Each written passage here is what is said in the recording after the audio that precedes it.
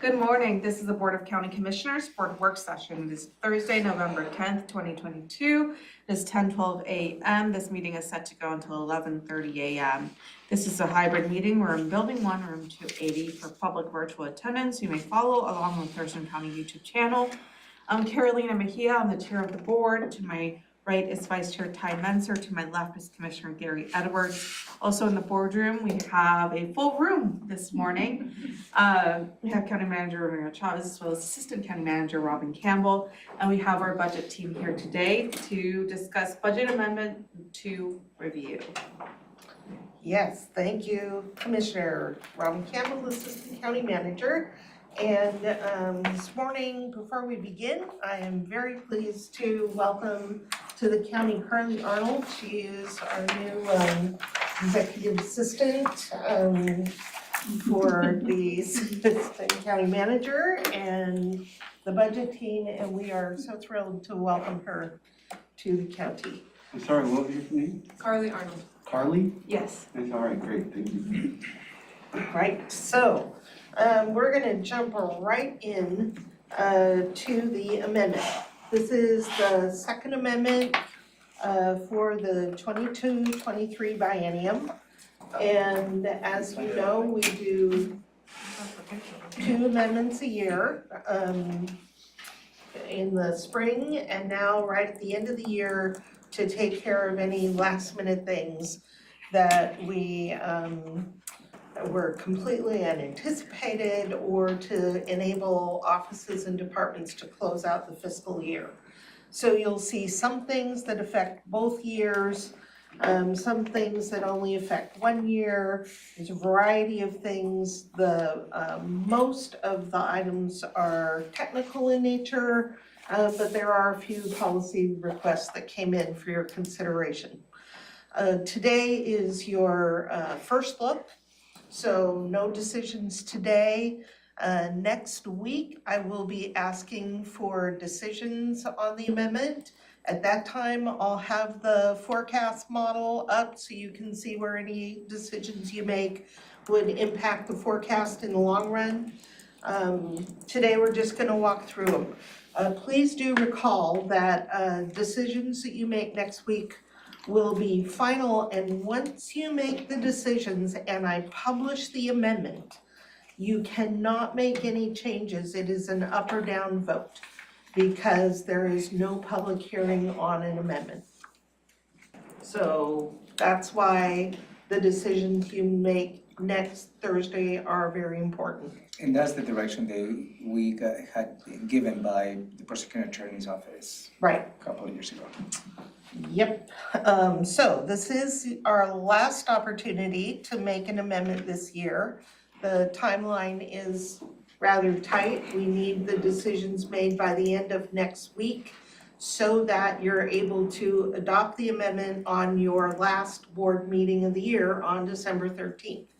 There'll be just enough time for us to get it published and on your last agenda. So this has to happen in this time frame. So with that, I'm just gonna start walking through these. Stop me if you have any questions. I'm going to start with the maintenance item. It's the first page. This item is for the bond that we recently issued.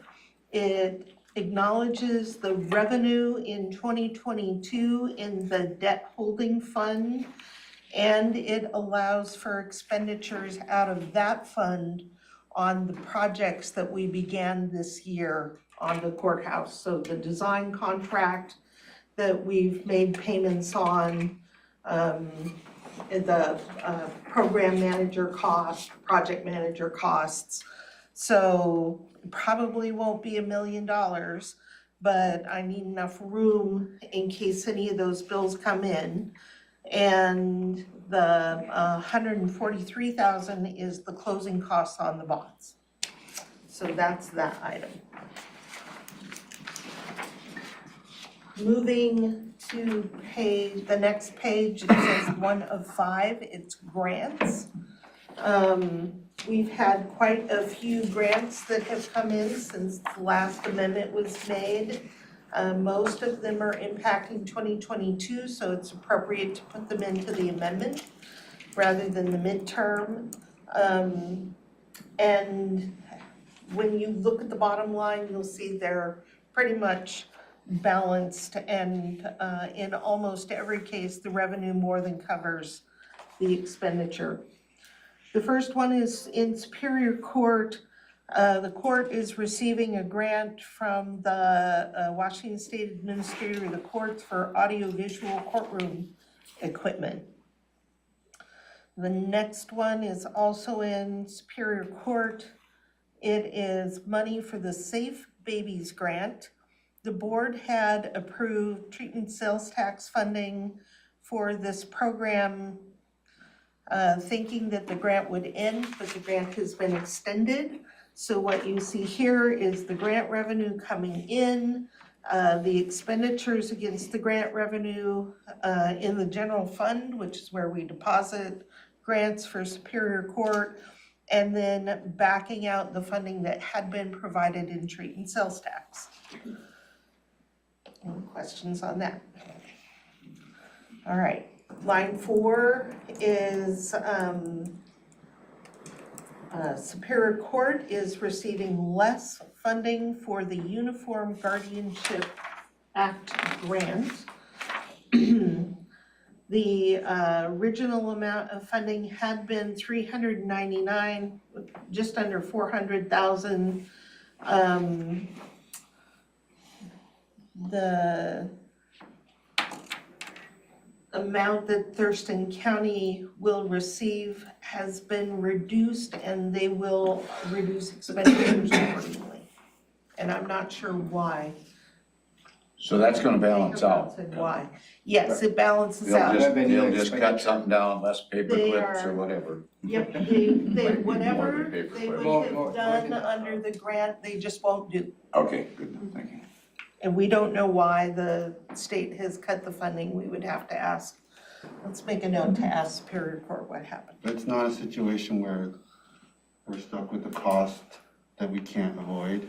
Apparently not. It's something we cannot do. That is what they have put in, that they will not make expenditures on whatever they They have would that have, control. apparently so. Okay.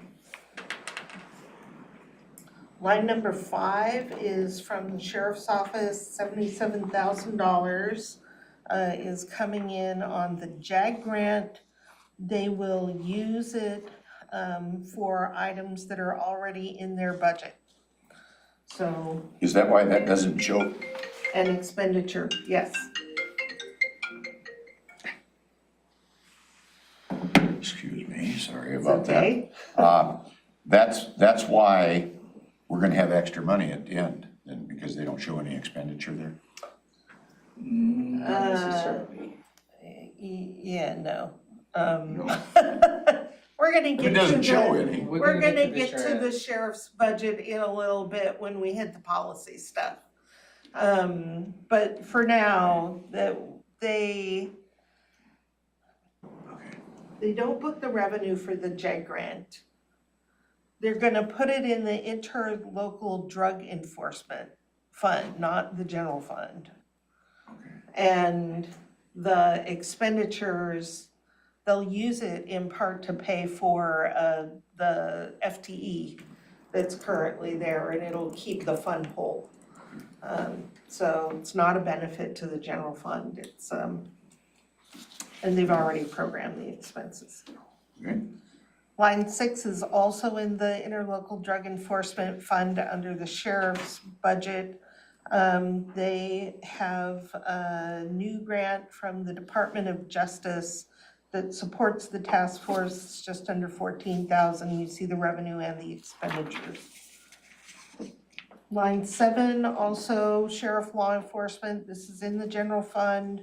They're getting $1,500 from the Washington Traffic Safety Commission. So you see both the revenue and the expenditures. And on line 8, $8,000 for the sheriff, for funding for the wellness program grant, and this is from the Criminal Justice Training Commission. Flipping to page 2 of grants, line 9 is for the Emergency Management Department. They are receiving funding for the State Individual Assistance Grant. This is a placeholder. We don't know exactly how much money's coming in. This isn't a placeholder, these are the real numbers now. Oh, these are the real numbers, thank This, we you. just had a briefing on this just a couple days ago. We had this topic, right, or give us a little something on Yeah, they're authorizing, they're receiving the money. it. Yes, just receiving the money. Yep. Right, okay. So this is the budget amendment to enable them to spend the money that they're bringing in. This money actually helps support residents who were impacted by the disaster. Line number 10 is in Public Works, the Boston Harbor Water and Wastewater Utility has a $12,000 grant that they will use toward the Tamashan and Boston Harbor treatment plant, wastewater treatment plant. That is continued on line 11. So part of the grant will go into the Boston Harbor Water Fund, and part of the grant will go into the Tamashan and Beverly Beach Sewer Utility Fund. Line 12 is also Public Works for the storm and surface water capital program, and that is being put in to the fund to support the Woodard Creek retrofit site, and the expenditures are already in the budget. What line are we on? That is 12. line 12.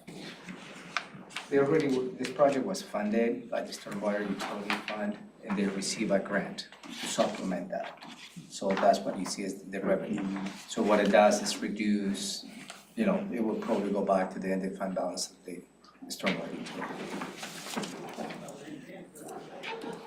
Line 13, Public Works is $45,000 that will be used for the Little Rock Road Southwest culvert replacement. Line 14 is $20,000 for the Public Works Records Management Project Grant funding.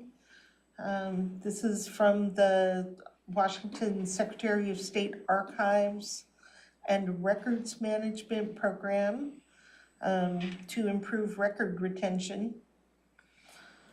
Line 15 is for housing in Public Health and Social Services. This is $152,000 for the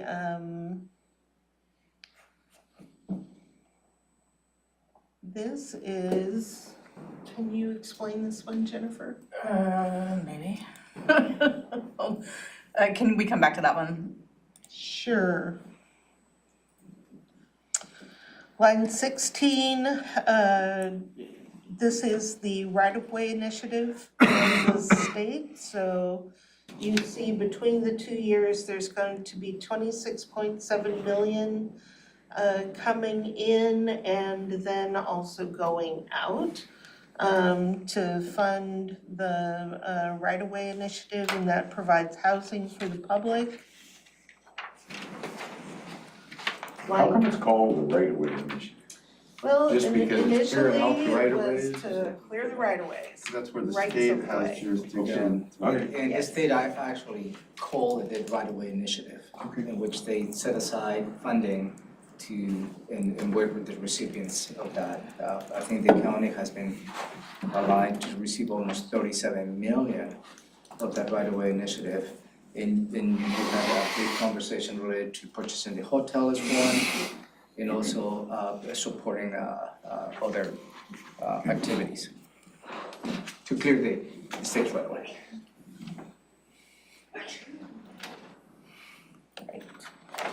Moving to page 5 both of these line items are additional funding for eviction and rental And assistance. we just From the covered that. in the comments. You continue to support that, Yes. receiving the money and also Okay. giving to Yes. life stories that they contract. And this is a testament to not only the need in our community, but how effective Thurston County has been in getting the money out to the people that need it. So Department of Commerce calls us and says, can you spend this much more? And we say, yes, we can. Even with the shifting sand that we experience in the year, we have been able to continue to provide these services to the residents in need, so. So we can go back now, if Yep, we're ready. thank you. So we're back to line 15 on page 4. The CDBG? So this is a housing grant, so what they're asking for, and we had asked them to change this update, the total grant is $3 million. That part that they're asking for in 22 is to establish an implementation plan for more housing. Thank you, and then when we're eligible, we Yeah. have to have the plan have to have to be eligible for Exactly. the rest of the money. And we had actually asked them to put the make the assumption that the plan would be approved and we would get the remainder of the money. And I asked them to update it, but it hasn't been updated, so Okay. I'll follow up on that So and get when that you updated. see this next week, the remainder of the 3 million will be in 23. And that way they don't have to wait until Right. May to get As soon the, as they get a plan approved, they'll be able to spend that. Thank you, Jennifer. yeah. All right, so bottom line, there is a $2,000 impact on the general fund. And that is tied to the Superior Court item for the safe babies. And we could cover that out of treatment sales tax and make it even. So it's virtually no impact to the general fund from grants. Do you want us to make that adjustment to show the expenditure and treatment sales tax or leave it? Yes, so that there's no impact to general fund. Do you need a thumbs up? No No decisions decisions today. today. No decisions. Next Until week, next we'll week. ask the board to make decisions. Moving to capital policy, these are, for the most part, items that we're already working on but have been impacted for various reasons. The first item, and actually there are a set of items from Public Works. But the very first item is the Boston Harbor wastewater treatment plant generator replacement project has come in under budget by about $170,000. And that frees up money in REIT 2.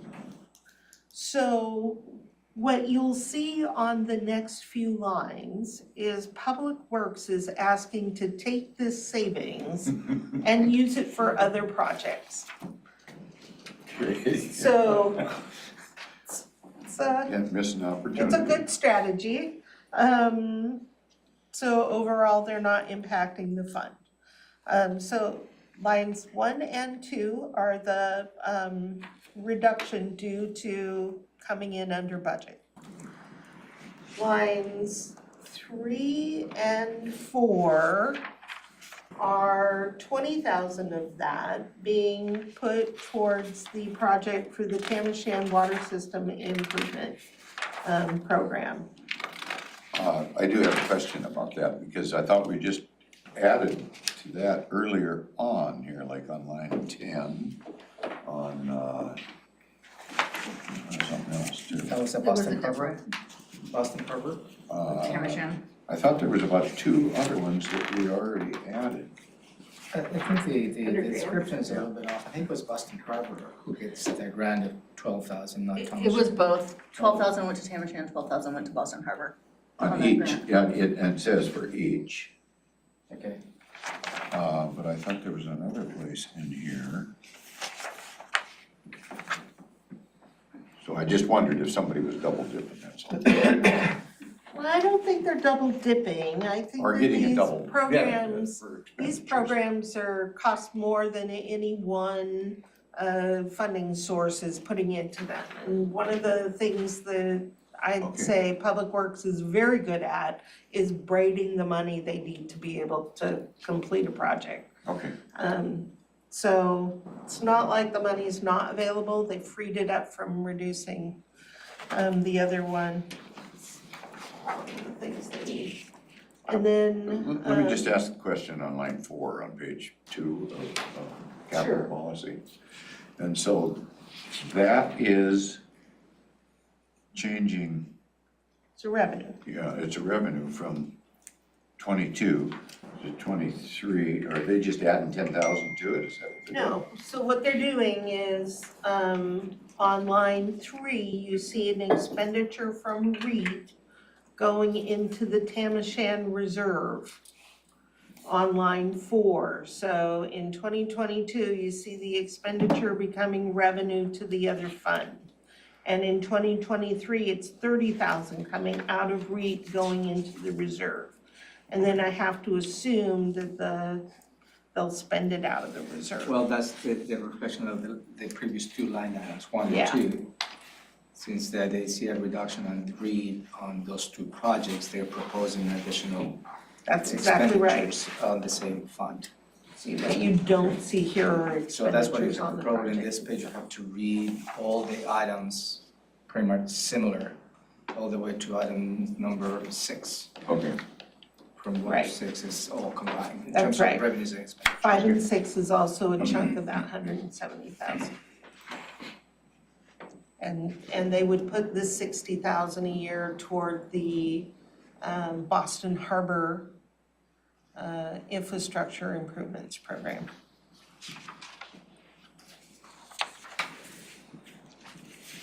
And then line 7 is an increase of 700,000 next year for the Black Lake Belmore Road Bridge repair project.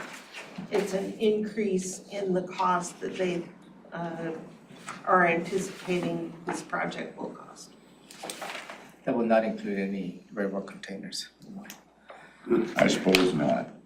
It doesn't need railroad containers, but landing strip is what we used to use, corrugated landing strip. It does the job, but I'm sure it won't be adequate for government here in this case. So bottom line, no impact to the general fund. There's 700,000 next year that'll come out of the road fund. Overall reduction in 22, but an increase in 23. So a net zero impact on REIT 2. And then the funding going to the 2 reserves for Boston Harbor and Tamashan. That's where the REIT money will go. So that's the capital policy changes. Now we hit the policy level requests. I do have, on number 1, I've already got a question, and that is it shows general fund, but it says ARPA in the Well, justification. the prosecutor is recommending to you that you use ARPA. That is the decision of the board. And what the prosecutor is saying is that this victim advocate position, they're saying it would be used for victim advocacy related to the backlog cases, the COVID backlog cases. So they're asking for this victim advocate. But why general fund for that? Well, that's because they can't, Maybe they we don't could- have the authority Maybe to. we can have a conversation on the 3 positions the prosecutor is requesting. Let me begin by stating the budget amendment, the last budget amendment of the year is not the time for offices and departments to ask for new positions. That should be either done on the regular budget. And I did have a conversation with the prosecutor about those 3 positions. And they were gonna be working through the process next year, because I gave them a heads up that I will be recommending the board not to approve those Okay, positions. I mean, it just doesn't, to me, it doesn't make sense. So, and just to give you a heads up, I did have a conversation with the Okay. prosecutor. That's gonna be my recommendation to the board, because this is not the time, because if the board contemplates, because it's a little bit off the rules of engagement in which we have provided to all the offices and departments what the budget amendment really is, especially at the end.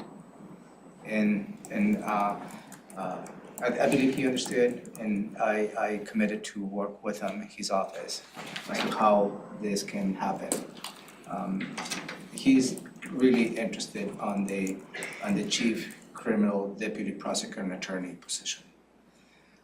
As you may recall, during the, he had that position in the past, I believe in 2020. And when that person who was holding that position left, he strategically made a couple of changes to utilize that position and reclassified to a lower level position. So that position disappeared because of his request. Now he is asking, because he sees the need to reinstate that position. I'm just giving you history on this. I don't expect you to make a decision, but I'll work with the prosecutor's office next year as to how a proposal can become to the board. Okay, so items 1, 2, and 3, we'll strike those out. And That will be the decision that we will recommend to you next week. so. Why does that have to be next week? What's wrong with us saying, well, that doesn't even fit? Because your agenda for today It's this is an informational work session for you, no We decisions. needed to make sure that if you were to make decisions, we needed to make sure that agenda outlines that. That is the new law. So, But it doesn't keep us from making an X in the paper. All right. we'll just give you a perspective for you to start thinking about next week's decision process. All right, so that takes us to line number 4. This is for the sheriff's law enforcement, this is general fund. You will recall that there was a bargaining agreement made for COLA at 3.9%. 3.4. Plus the bonus. And that is more than the COLA that we had budgeted for. And the sheriff's office is asking now for the budgetary amount to cover that COLA. You will see toward the end of this packet, we have included the financial plan for the sheriff's office for this year. And without this budget amendment, Want us to go to that? We've already yeah. voted on granting that, but didn't we already vote on all You this? approved the The contract? contract, the So contract the is obligation approved. is there. Yeah, so I That's mean, right. we've already said yes, right? We thought that there would be sufficient money in the sheriff's budget to absorb this In 2022. in 2022. And then 'Cause it was the only part board of the year. has added the funding in 23 and going forward. However, what has happened and what you see on this financial plan is the money for the collective bargaining increases were not included, but what was included that consumed the about 300,000 is a double overtime agreement that was made in July. So I can probably pick up that conversation. Back in July, I had a request by the sheriff's office in coordination to having the agreement in place. That they having issues obviously with the staffing levels. And they really needed to address the mandatory overtime as to how that can be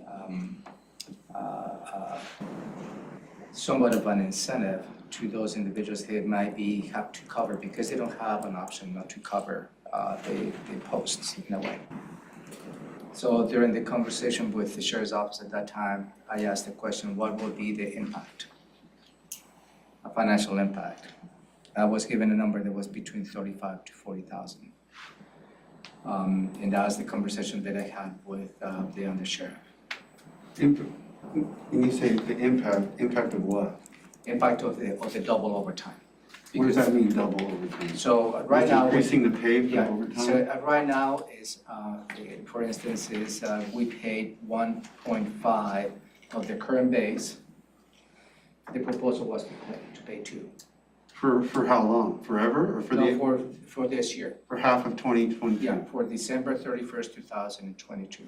And you were told that would cost us an extra 35, 40,000? 40,000. And I said, for me, that was under my authority under 50,000. I signed that MOU with the understanding that would be the case. And it was really an attempt to do 2 things. Address the morale issues that was raised to me as a concern, meaning for those sheriff deputies that were mandatory overtime to cover based on the vacancies they have. And also that was going to give another indication as to how we can take the contract, the next contract through the finish line. That was done. So when Robin came to me 3 weeks ago or so, I was absolutely shocked, and I expressed how shocked I was to the undersheriff last week. They all of a sudden the double overtime translated not in 35 to 40,000, but close to $300,000.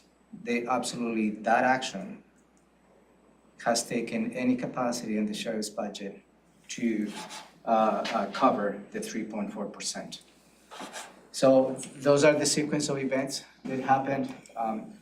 It's always a hindsight 2020, but at this point, I'm not in the position to do that. But certainly those are the sequence of events that we went through this process this year. And the reason, I was just gonna ask if this was one-time funding, or is this? This is one time. It's one time One-time for request. 2022. Because you have built in the additional money for the COLA Okay. next year. And that the- MOU ends in December of this year. but I guess my question is, why does it have to be general fund? How come it can't be ARPA funds on a one-time expense? Because it is not, to start with, we're already claiming all of these FTEs from ARPA funds. So we're Yes. booking our lost revenue against these, and we can't double count it. So that's the first thing. The other thing is that this money would be a temporary pay increase, and there are many rules around that, and this does not qualify. We've got the bonus thing, a retention thing in there, and I thought that was gonna be ARPA. It's the bonus, the retention bonus for the sheriffs. We could do the bonus off to ARPA. But the board already made decisions to bring ARPA funds into the general fund. That's overall. right. So this is all part of this, but the request itself is the sheriff's office without this action budget will go over budget. Regardless, and that's really the conversation. Well, I wanna do whatever we need to do. We got a new sheriff in town, and I don't wanna start him off under, So, a bad situation. right, so this is a We're not one-time. recommending that you not No, fund. this This is- needs this to is- be funded, Yeah, but My the recom- fund where it comes from is my concern. okay? The vast majority of it is the COLA, not the bonus. Most of the bonus is gonna be paid out next year because they chose to pay it out over 10 months. I have 2 questions. One is, this, you said there was an MOU, like in writing, Yes. and this estimation of 35 to 40,000, was that written in? So that was one of the lessons learned that I had. I should have put a ceiling on that MOU, which I didn't. Okay, and what did it say with respect to the projected cost? It was mandatory overtime through December 31st. And, I don't want to get too much into the details, but when I got the report of who was absorbing overtime, which I highlighted this to the undersheriff, there was probably a handful of sheriff deputies. The number of hours of overtime was just. So I'm not gonna get into the conversation as to how they manage their operations, that's not my purview. My purview is to make sure that the financial aspects before the board are well stated, and this is what I'm presented to you. This is the history. You're right, in retrospect, in hindsight, I should have a ceiling on that MOU, which I failed to do. well, okay, and that's fine, but then my next question though is like, whether it was in writing or not in writing, there was at least a conversation and a representation made. At a certain, I mean, this is about a factor of 10, so at a certain point, the sheriff's office would have known that, whoa, this is a lot more than we told Ramiro. Did you get a call?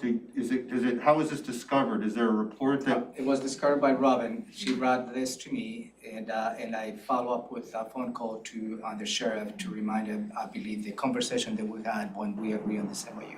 Came to light through the fiscal monitoring. So at the end of June, the financial report, there was enough money to cover the COLA and the bonus, so that they could absorb. And then this report came in and for the third quarter, and I said, and the budget request came. And I said, what is this?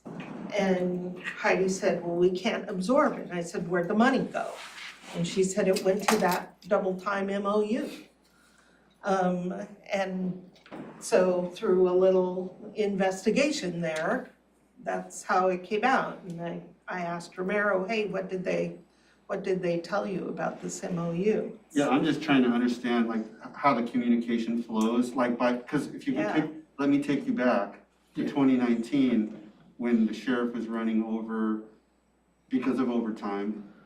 And the board was upset that we had not heard about it until like October, and the sheriff responded and said, you get monthly reports from my office, you should have known that. And I was pretty new to the board my first year, and I was like, I don't know if that's right or wrong, that I should have seen it, or you should have seen it, or you should have seen it. We certainly didn't know. I mean, the fact of the matter was we didn't know. Maybe that's on me, but is this a similar situation, I guess, where somebody should have given us a heads up, or we should have been monitoring this and sort of seen it like in October or September? I would say someone should have given us a heads up. I spotted it at the earliest possible time that I could have Yeah, through the financial reports, which are submitted quarterly, not monthly. quarterly, so then it only Yes. started in So July. it would have been Right. difficult, even if we were to monitor.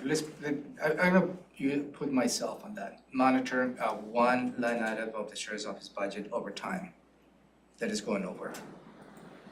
I wouldn't be able to, make sense of that because, it's not my purview to get into the operations, but I agree with Robin because I specifically went through this process and the conversation. And I think I should be given a heads up that perhaps that's going over. It sounds like in this situation, it would have been reasonable to expect a call from the undersheriff or Heidi or whoever to say, hey, this is running 10 times more than what we had talked about. What can we do to resolve this? They would have seen at the end of July, the impact that this was having, Because the burn because just rate- that first month Their is burn rate by month, that would have been the end of the double overtime. obviously. But no here, no there, this is what it is,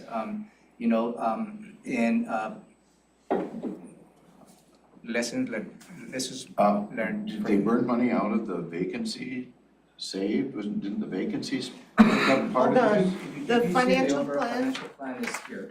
the money they're spent out. Here.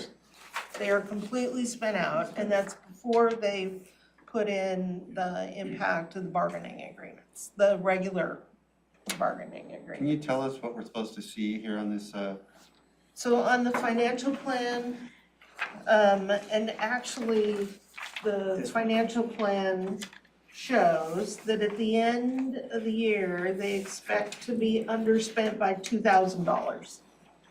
They're coming in pretty close, and this is before you add, because what Heidi did not do is she did not add the increase for salaries and benefits that go along with the regular bargaining. Without that, they would have hit the salaries pretty close. They're significantly underspent on benefits. They are overspent on supplies by about $135,000, which is not uncommon. So they use their benefit savings to pay for their supplies. They're slightly overspent on services, and then the rest are just very minor ups and downs that you'd see in any budget. But overall, they're coming in right on the margin. So if you see the line item salaries, Yes. from May to June is a significant increase is where the double overtime start taking place. And what they're saying they're short on is about $230,000. And we're not suggesting not to do it, you have to consider this item, and so we just give you the history. So with the remaining amount of time in this year, like it is, we're in mid-November now, there is not enough time for the sheriff to slash his budget in this last month to be able to save $200,000. That is the alternative, because the board does not have to say yes to this. The sheriff, under state law, along with every other official in the county, is legally prohibited from overspending their appropriation. So the board could say no, but you would leave the sheriff in an extremely poor position, because I don't know where he'd cut. He'd have to lay off 20 FTEs tomorrow to get this. It wouldn't work. how did that, so I'm just curious, I don't remember the details from 2019. It's, when we were presented with this in October, it was like $500,000. And then, as I understood from Sheriff, he actually was able to manage it, and it ended up only being like 80,000 or something. What happened How did he that do that? year, so what happened that year is that the sheriff was, I'm gonna use an analogy, put blinders on, so he was laser focused on a single line, and he kept saying, I'm overspent in overtime, I'm overspent in overtime. He did not acknowledge at that time that he was underspent in other places. Okay. So the board added all of the overtime that he asked for, and he reverted money. This time, if you add all of the money that he is asking for, he will revert very little, because he's already taken into consideration where he's underspent in other areas. Okay, I understand. Okay, I'm just going back to the ARPA, and that's kind of, I don't want You to could come- use the ARPA to cover the bonuses, but not the ongoing COLA. Well, at least a portion of what we're asking to We change. could figure out how much that would be, and we could assume covering it from ARPA, should the board 2022 choose to is go there. in 2023 is when the bonus takes place, I believe, on for the rest of the, I yeah, think the 10-month payout. for the- yeah, this is something to do with the We'll captains, work on and that. we'll try to figure out how much could be ARPA eligible. Okay, I mean, just, Sure. if half of it or a third of it, I don't know, whatever it is, let's help the general fund anytime we We'll, can. We'll work we'll on that. figure out how much we could do from ARPA. because we could do the bonus. Yeah, because if a mistake was made, a mistake was made. We've had other elected officials that have made some pretty good mistakes as well. Yep. And we've just went ahead and covered it. I mean, it's part of the deal of Well, doing business, I think. So, We don't just to be just clear. go Well, I ahead. know, in the end, Just to in be, the end. just to be clear, staff is not recommended for the board not to cover. Okay. Staff is recommended for you to Absolutely, cover. yeah, since we're being recorded. Just wanna make sure we that- absolutely advocate covering the sheriff. So this is that recommendation, we just give you the history behind it. Yeah, all right. So the next line item, item number 5, this is the additional payment out of the risk pool that needs to, or the risk fund that needs to be paid to the risk pool. In addition to their current appropriation, they need $1.3 million more. Out of where? Risk fund. We'll take it out of the risk fund, and remember the 1.9 million we're depositing next year for them, in the midterm. That will cover this increase, but it'll come out, and it is allocated across all funds, so a chunk of it will come from the general fund. That's that 60-40 split. Well, it's Rough. more than 60 for the risk pool, but it's the split.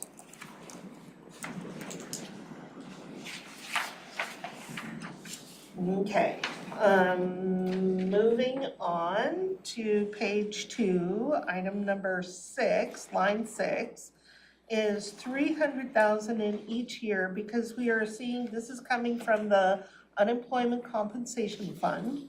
We have seen a sharp increase in unemployment claims from the temporary FTEs that are laid off now that were working on the response to COVID in public health. Why couldn't ARPA funds handle that? Because it was all Because we ARPA related. already contributed that money into the unemployment compensation fund. It's funded. We can't Okay, so do nothing's that. gonna come out of the general fund. Correct. No. Okay. This is just authorizing additional expenditure, so that's what it is. Right. And we also included, if you care to look at it, the financial plan where you see, this is for Fund 5030. You see this huge increase in May, August, and October, and then again in the 13th month because we pay quarterly to employment security for the benefit claims. We had been paying a few thousand a month, and all of a sudden it's 52,000, 100,000, and going into the future. And if you look at the 10-year plan, you'll see that there is more than sufficient money in fund balance to be able to cover the increase. This is why we keep a robust fund balance in the unemployment fund, so that when people do have to do claims, if we hit a time when claims are necessary, the money is there to pay. So that's those. Are we gonna have adequate funding in that fund Yes. as we move into 23, 24, and 25? Now, the reason I say adequate, because I think we've got some hard times coming. You think Might we be may see layoffs. layoffs? Yes. I'm not anticipating layoffs for a number of reasons. The most important one is you have fiscally responsible fund balances and a rainy day fund. However, if you do encounter a time when we need to do layoffs, you'll see in the 10-year financial plan for the unemployment, that's Fund 5030, that we are currently carrying a fund balance of $1.8 million. And we usually see. Where are you at there? Ending fund balance? Or- Yep, ending fund balance. Where are you at on that, Ben? What year? At the end of 21, there was 1.8. We project the end of this year to be 1.5. We expect to level off at 1.3. This fund has sufficient money if we had great recession levels of layoffs, we'd be able to pay them out for over 2 years. Okay. Thank you.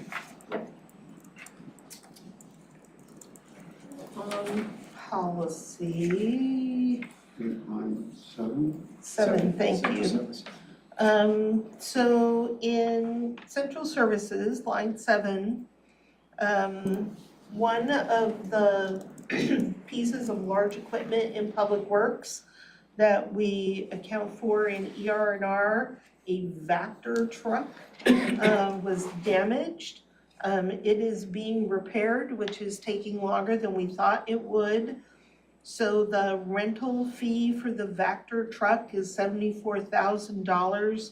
You see that also comes with revenue, the insurance will pay for it. It's a Vector. What is a Vector truck? Have you seen those Clean trucks, out they culverts. go to the catch basins? And they just suck, how they clean the catch basins. I will encourage the board members to go on a field trip, and that's a fascinating operation. They have those big mammoth hoses. Second, they just actually, that's how they clean the catch basins. It's the Vector trucks. Wow. And remember when we were doing There you go, it's right there. Oh, there you go. Thank you, Carly. Just rent one of those at Enterprise. Yeah, That's what, exactly. that's what I asked, because that's a sophisticated equipment. I didn't know that we got somebody who can just rent it in a way. Exactly. Romero said, where do you rent one of those? So I asked Bruce, and he said that there is a large equipment rental company that he calls. There you go. And voila, there's an So open. the insurance is gonna pay that 74,000? Yes, the insurance will pay. Also will encourage the board to go into the striper truck next year for you to stripe a couple of roads. Or you can just follow it with your car and get your car speckled. Yeah, no. No?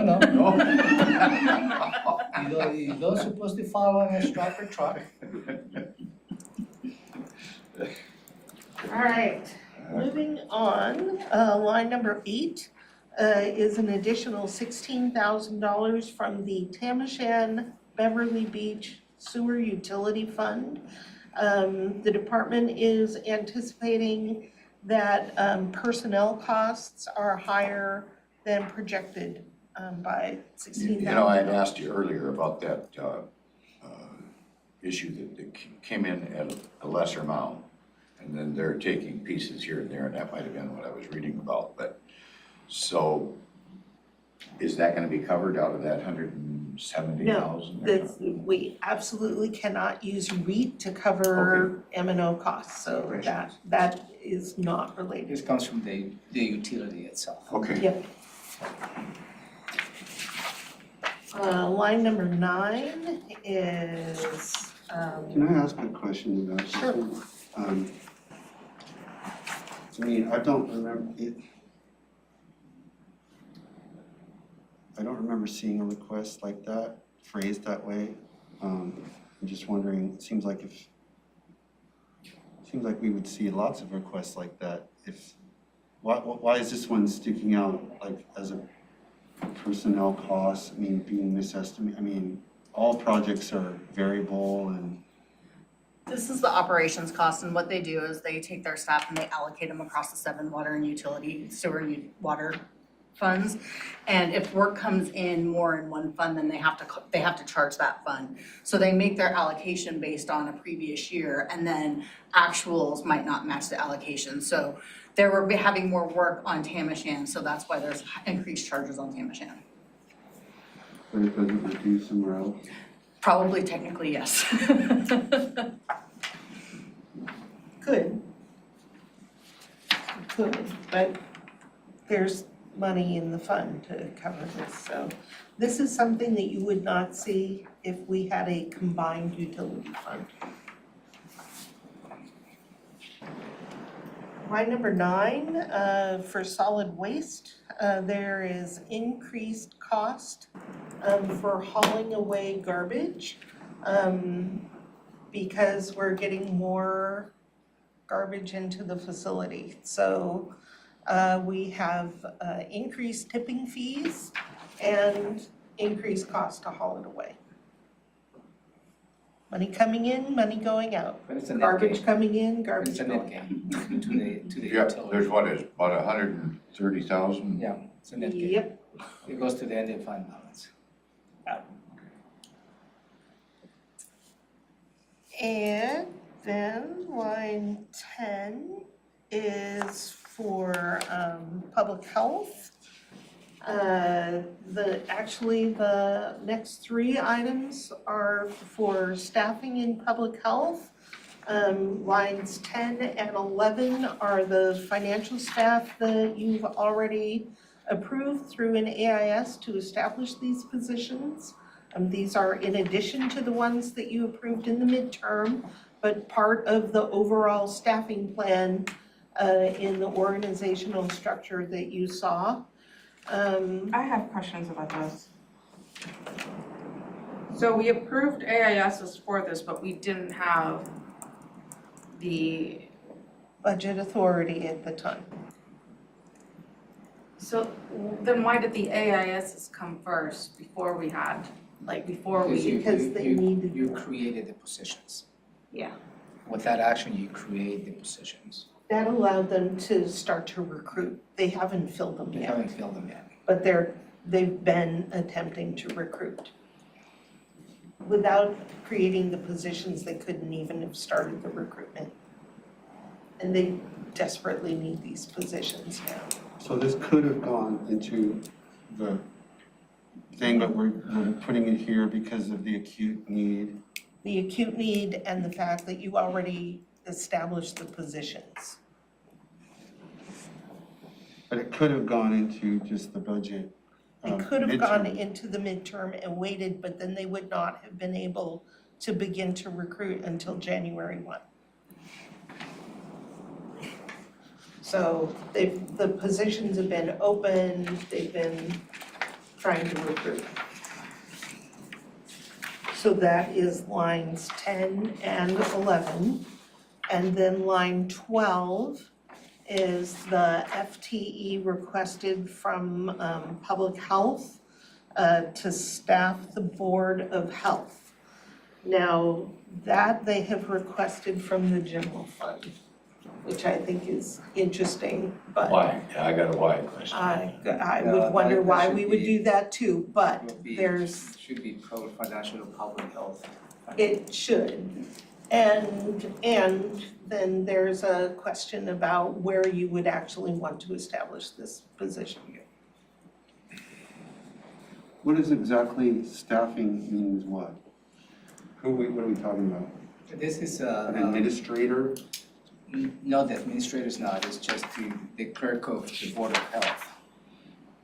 Because the Jamie's provided a dual role, and with increased members of the Board of Health requires additional capacity. I think the conversation is whether we have different clerk of the boards, one for the Board of County Commissioners, one for the Board of Health, or we just have provide assistance to Jamie to provide, she will be both of clerks. So this is a position that will address the need.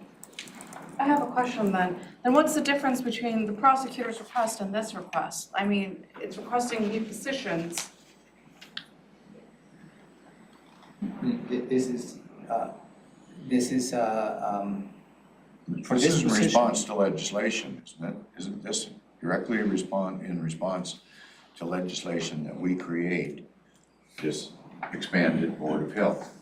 And we've got associated Well, costs. there is not a requirement that is associated Well, with no, that. but it's in association with a requirement.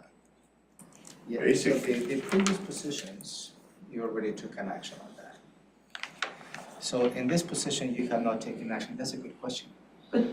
To compare it to the prosecutor could have come in with that request at any time and should have come in during the midterm, when the midterm was open, so that you could consider that overall. Then why didn't This one, I would say there could have come in at any time, and they did have it at one point.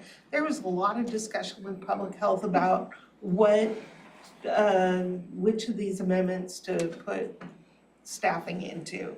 We chose to put the 2 accountants into the amendment because the board had already established them.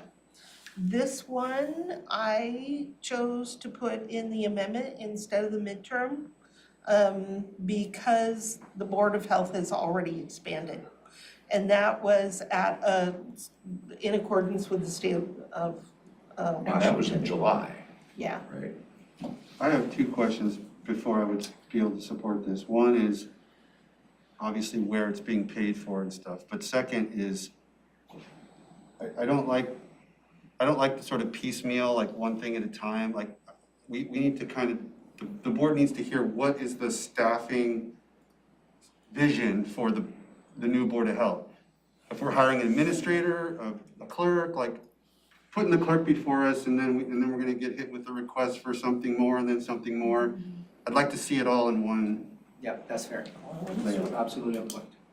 And if this ends up being a need, then, you know, Yeah, and I know it's a need, but if it ends up being a priority. Perhaps are you gonna be advocating to the board to create an administrator of the Board of Health, because adding those responsibilities to the director of public health may not do justice to the Board of Health.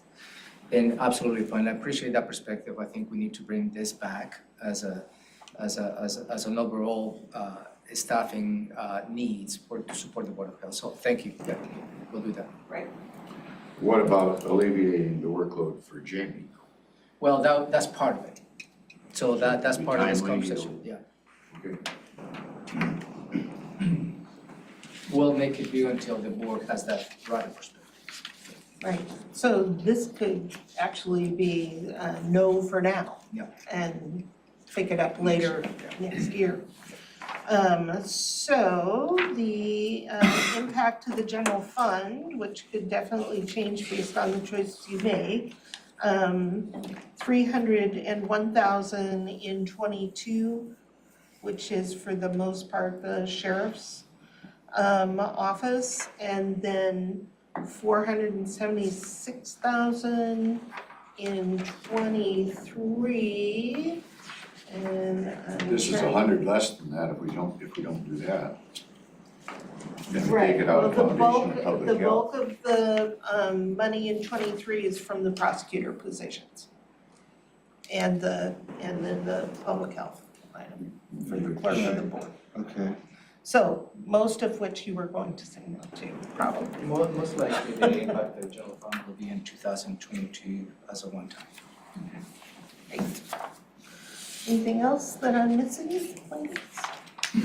Okay, so there's your preview. Any additional questions, commissioners? That's a good preview. Okay, it is 11:15. Thank you all. We are adjourned.